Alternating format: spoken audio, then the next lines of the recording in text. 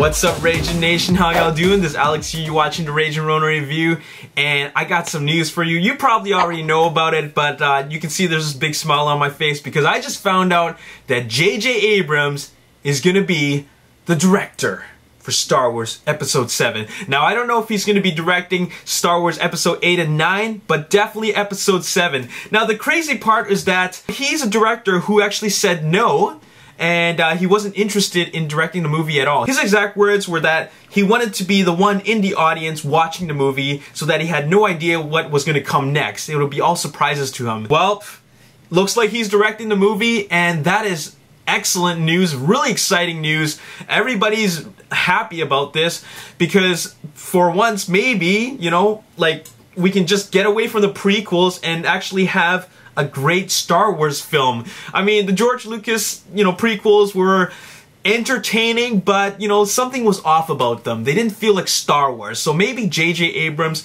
can bring that for us. He's kind of like a young Spielberg. Like, he's kind of like a version of Spielberg, but with fewer credits. I find that he's a great storyteller. He definitely has a good grasp on not just how to tell a story, but how to tell a sci-fi story. I mean, he directed Star Trek, which was excellent. He's directing Into the Darkness, you know, the Star Trek sequel, Super 8, and Mission Impossible 3 was excellent. At the time when it came out, I thought Mission Impossible 3 was the best of the Mission Impossible movies. And then Brad Bird directed Mission Impossible 4, but J.J. Abrams was still, you know, in the producing credits. He will also be producing Mission Impossible 5. He also produced Cloverfield and Fringe and Lost. I just feel he's a great storyteller. So having him on board to direct Episode 7, freaking great news. We might as well call Star Wars Episode 7 Rise of the Lens Flare.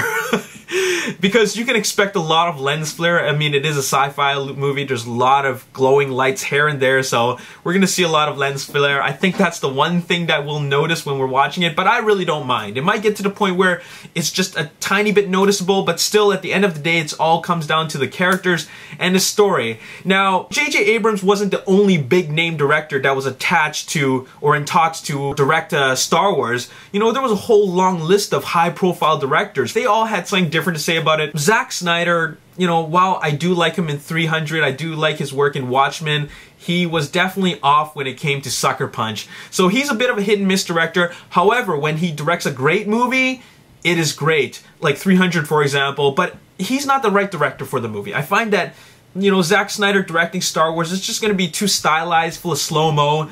Now then you have Quentin Tarantino, on the other hand, great director, but still a terrible choice. He doesn't direct these types of films. He doesn't direct sci-fi films. You put him in a room with Samuel Jackson, Mace Windu, and you're gonna have like a ghetto freaking Jedi. So Tarantino's definitely not the right choice. Also, looking back at some other directors, they thought about Brad Bird, but he turned it down. But he would have been good to tell the, you know, the story of Episode 7. Then you have Jon Favreau. Now he's another hit and miss director. I mean, a lot of people are saying he's a great director. Iron Man is only the movie that really sticks in my mind as being his great film. Iron Man 2 was okay. You know, it had its moment, but it kind of missed the mark by a little bit. And then Cowboys and Aliens, while it was slightly positively reviewed, it kind of fell off the radar. Nobody really cared for it that much. So, and Steven Spielberg said that he didn't want to direct the movie because it's George Lucas's baby. He didn't want to direct his friend's movie.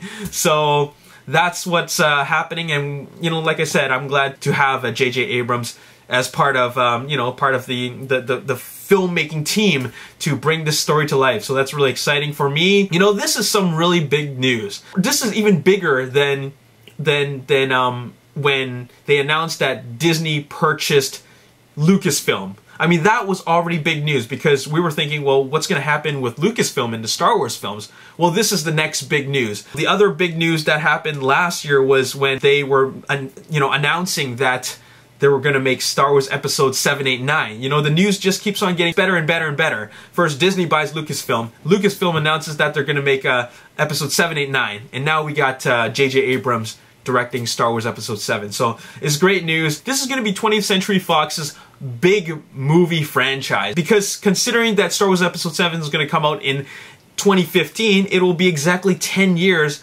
from Episode 3. So that's a long stretch. between these movies. And you know, 20th Century Fox doesn't really have any really huge franchises in their lineup. Star Wars really is their biggest franchise, and you know, now's their chance to keep it going.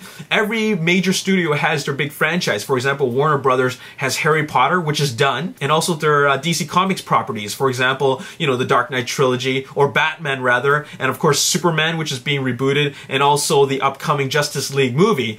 Paramount has Transformers and all the other Marvel properties like the Avengers and Captain America, and of course Iron Man. So like I said, this is a great opportunity for Fox Studios to make tons and tons more money. And speaking of money, that's what it all came down to. J.J. Abrams already said no, he wants to watch Star Wars Episode 7. He doesn't want to direct it. And the only reason why he would be on board to direct it, like changing his mind, is because Fox Studios threw bags and bags of money to him. And we're no stranger to this sort of thing, because we saw Paramount Studios, or Hasbro rather, throw bags of money at Michael Bay after he said that he was no longer interested in directing any more Transformers movies. So at the end of the day, it really all comes down to money.